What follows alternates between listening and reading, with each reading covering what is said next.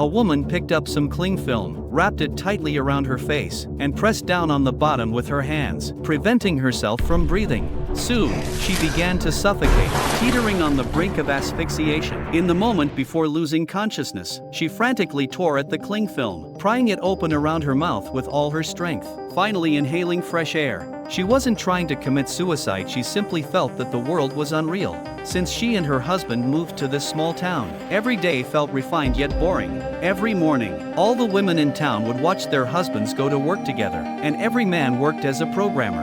In the morning, the women exercised together. In the afternoon, they sunbathed and drank tea. One day, while Alice was cleaning the windows, the wall behind her suddenly began to close in on her. She was trapped between the window and the wall, unable to breathe then. In the next second, everything returned to normal. She thought it was a hallucination, but the marks left on the window glass made her ponder.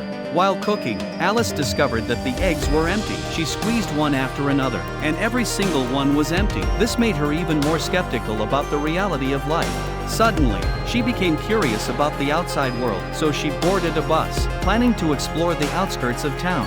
Shortly after, Alice witnessed a plane crash into the nearby mountains. She pleaded with the driver to accompany her to help, but the driver refused to continue.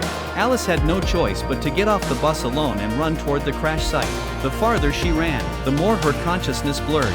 She climbed over the mountains but did not find the crash site. Instead, she encountered a mysterious warehouse. She placed her hand on the glass, and in an instant, she seemed to lose consciousness. When she woke up again, she was back at home.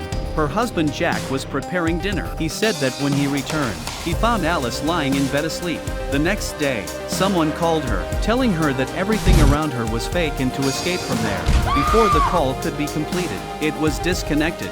In dance class, she noticed that her reflection in the mirror had turned into Margaret. Then she began violently smashing the mirror. Alice fled back home and saw Margaret standing on the roof, slitting her throat with a blade. Alice tried to check on her but was taken away by someone wearing red clothing.